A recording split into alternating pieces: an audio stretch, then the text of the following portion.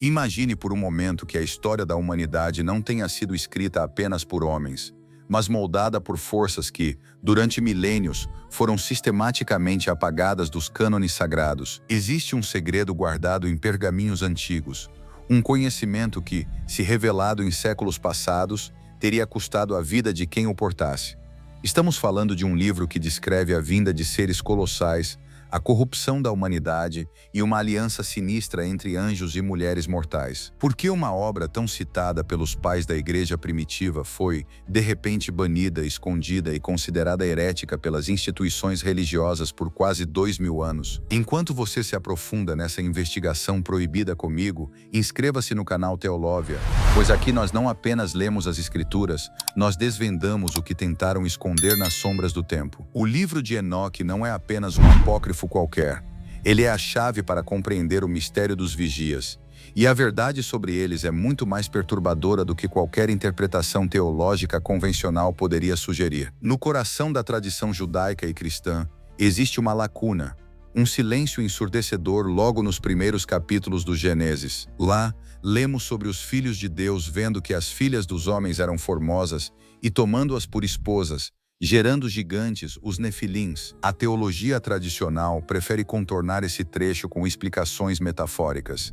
Mas o livro atribuído a Enoque, o bisavô de Noé, não oferece conforto metafórico. Ele entrega um relato detalhado e sistemático de uma incursão sobrenatural que alterou a moralidade da espécie humana. Enoque, segundo a tradição, foi um homem que caminhou com Deus e foi levado para o céu sem ver a morte.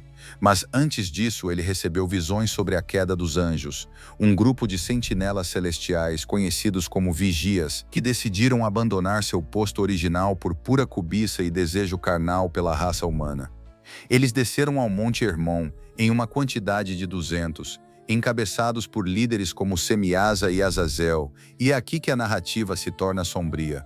Eles não apenas se misturaram, eles ensinaram aos homens o que não deveriam saber. Pense na magnitude disso. Os vigias, segundo o relato de Enoque, trouxeram consigo conhecimentos que a humanidade não estava preparada para processar: a metalurgia para forjar armas, a astrologia para manipular o destino, a maquiagem para corromper a beleza e os feitiços para burlar as leis da natureza. Se você olhar para as mitologias mesopotâmicas, gregas e egípcias, encontrará ecos desse mesmo trauma histórico. A figura do titã que traz o fogo aos homens ou dos deuses que dominam os elementos não são, talvez, meras alegorias, mas memórias coletivas de um tempo onde a fronteira entre o plano espiritual e o físico foi forçosamente rompida. A igreja primitiva, durante o processo de consolidação de seu cânone, percebeu que manter um livro que detalhava a origem da maldade não em uma maçã, mas em uma intervenção externa de entidades celestiais, seria perigoso para o controle da narrativa. O livro de Enoque colocava em xeque a autonomia humana e a própria natureza da criação, sugerindo que o mundo em que vivemos é, em certa medida, um experimento corrompido por essas entidades que ainda hoje, em certos círculos de ocultismo e tradições esotéricas, são estudadas com reverência e medo. A investigação histórica nos mostra que Enoque foi amplamente aceito em círculos judaicos do Segundo Templo. Fragmentos encontrados em Qumran, entre os famosos manuscritos do Mar Morto, provam que o livro era lido, estudado e venerado por comunidades que buscavam entender o fim dos tempos e a justiça divina. Judeus e até mesmo os primeiros grupos cristãos consideravam Enoque uma autoridade profética quase inquestionável. Por que a mudança drástica? A resposta reside no poder. Uma instituição religiosa que busca o domínio precisa de uma estrutura narrativa clara, onde o pecado é algo que nasce exclusivamente do livre-arbítrio humano, redimível pela fé e pela obediência institucional. O livro de Enoque, ao introduzir a ideia de que o mal é uma contaminação, uma infecção trazida por seres poderosos que foram aprisionados, mas cujas obras ainda persistem no mundo, cria uma insegurança teológica que rompe essa estrutura de controle. Se os vigias ensinaram os segredos do universo aos homens, e esses segredos ainda estão espalhados pelos grimórios e pela tecnologia oculta que rege a nossa civilização, então a igreja perde o monopólio sobre o conhecimento da alma e do mundo. Durante o quarto século, o processo de canonização tornou-se um filtro implacável. Textos que desafiavam a ortodoxia foram classificados como pseudepígrafos, obras atribuídas a personagens bíblicos, mas consideradas falsas ou perigosas. O livro de Enoque foi banido e quase apagado da memória ocidental, sendo preservado apenas pela Igreja Ortodoxa Etíope. Um detalhe que por si só é um mistério geográfico, como um texto de tamanha importância para o misticismo judaico sobreviveu intacto nas montanhas da Etiópia enquanto o resto do mundo tentava forçar o seu esquecimento. A resposta aponta para uma consciência coletiva de que esse texto guardava algo real. Olhe para a história dos grimórios, para a magia cerimonial medieval, para as sociedades secretas que, através dos séculos, buscaram invocar ou compreender as forças que Enoque descreveu.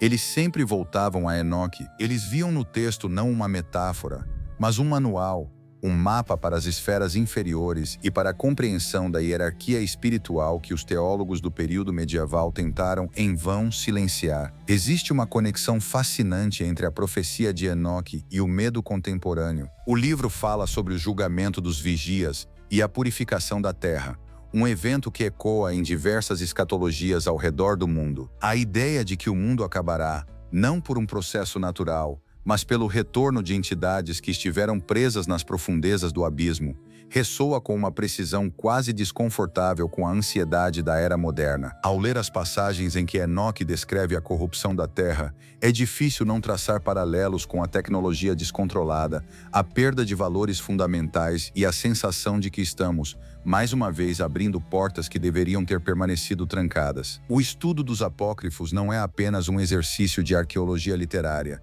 é um estudo de advertência. Se, como diz o texto, os vigias ensinaram os homens a fabricar instrumentos de guerra e a manipular as energias da terra, não estamos vivendo exatamente o desdobramento desse aprendizado? A investigação desses textos exige uma suspensão da incredulidade. Se você se detém apenas na superfície, verá apenas uma história de fantasia antiga. Mas ao olhar para os registros, para a forma como esses seres foram descritos, percebemos que estamos diante de um fenômeno que hoje chamaríamos de interdimensional. O ocultismo histórico sempre entendeu que o oculto não é o que está longe, mas o que está escondido à luz de todos. O livro de Enoque nos diz que esses seres não foram aniquilados, apenas confinados, e que suas linhagens, ou pelo menos os vestígios de seu conhecimento, ainda corrompem a estrutura da realidade. A igreja primitiva não queria que o fiel comum soubesse que o mundo é um campo de batalha entre forças antigas, pois isso deslocaria o foco da obediência terrena para uma vigilância espiritual que eles não poderiam controlar. Ao longo do tempo, a figura de Azazel, o líder dos vigias que ensinou aos homens como extrair metais e como criar adornos, tornou-se um arquétipo do tentador. Mas ele é muito mais do que isso no relato de Enoque. Ele é o arquiteto da degradação tecnológica e social. Ao retirar esse livro das prateleiras dos fiéis, a igreja removeu a explicação fundamental sobre a fonte desses desejos humanos que levam à autodestruição. Sem o contexto de Enoque, o mal torna-se algo abstrato, um conceito teológico difícil de compreender. Com Enoque, o mal torna-se uma intervenção histórica, uma marca deixada na história humana que precisa ser compreendida para que possamos nos proteger dos ciclos que, segundo os profetas da antiguidade, tendem a se repetir com precisão matemática. É por isso que, mesmo após milênios de proibição, o interesse por este livro cresce. Vivemos em um tempo onde as respostas superficiais já não satisfazem o homem moderno, que busca, através do conhecimento proibido, entender a natureza do abismo que sente existir sob seus pés. Considere as implicações de que a humanidade possa ter sido manipulada em suas origens. Se a história contada em Enoque for verdadeira, a nossa evolução não foi natural, mas assistida e possivelmente desviada de um propósito original. Isso muda absolutamente tudo. A nossa relação com o sagrado, a nossa percepção sobre o que é o espírito e, principalmente, coloca uma nova luz sobre o papel da religião organizada. Se o objetivo dessas instituições era proteger a humanidade, por que esconderam um manual de sobrevivência espiritual que detalha exatamente quais forças estão atuando contra nós? A resposta talvez esteja no medo do caos, a revelação de que estamos cercados por forças que não podemos ver, mas que nos influenciam diariamente. É uma verdade que exige uma postura de guerra espiritual permanente. algo que uma religião voltada para o conforto e a manutenção da ordem social não poderia permitir. Conforme nos aproximamos da conclusão dessa análise, é preciso refletir sobre o peso desse conhecimento.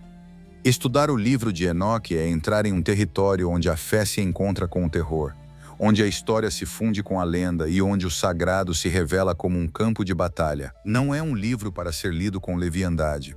Ele exige uma mente preparada para lidar com a possibilidade de que o mundo é muito mais complexo, sombrio e perigoso do que a maioria de nós foi ensinada a acreditar. Se você sentiu que este conteúdo tocou em algo que ressoa com o seu desejo de buscar a verdade além das aparências, saiba que essa é apenas a porta de entrada. O mistério dos vigias é apenas uma das muitas facetas do que tentaram apagar. Se você valoriza este tipo de investigação profunda, onde não temos medo de encarar os textos que a história tentou silenciar, torne-se um membro do canal ou deixe aqui nos comentários qual parte dessa narrativa mais te causou espanto. A verdade sobre o que aconteceu no Monte Hermão e o impacto disso no nosso presente é um labirinto que continuaremos desvendando juntos. A história dos Vigias nos ensina que o esquecimento é a arma mais poderosa de quem deseja controlar o destino de um povo. Ao esconderem as chaves que Enoque nos deixou, eles tentaram nos manter cegos em relação aos mecanismos de nossa própria corrupção. Mas o conhecimento, uma vez plantado, tem a tendência de germinar, por mais profundo que seja o solo onde foi enterrado. As profecias de Enoque não são apenas relíquias de um passado distante. Elas são, em muitos aspectos, um espelho do nosso momento atual, onde o fascínio pela tecnologia, a busca por poder a qualquer custo e o abandono de princípios atemporais nos levam a repetir os erros das gerações que caminharam antes de nós. O mistério permanece, a busca continua e a responsabilidade de saber o que foi proibido agora recai sobre você. O que você fará com essa peça do quebra-cabeça que agora faz parte da sua consciência? A resposta a essa pergunta é o que definirá a sua caminhada daqui para frente. Não aceite respostas superficiais, não se contente com o silêncio e, acima de tudo, nunca pare de questionar o que tentaram esconder nas entrelinhas da história. O Teolovia continuará aqui, como um vigia silencioso, trazendo à tona as sombras que foram proibidas, porque a luz do conhecimento é a única coisa capaz de revelar a verdadeira natureza da realidade que nos cerca. O mistério está vivo, e nós somos os responsáveis por mantê-lo sob observação. Prepare-se para os próximos capítulos, pois quanto mais fundo descemos, mais a luz do que foi escondido começa a brilhar, revelando que na história da humanidade nada é por acaso.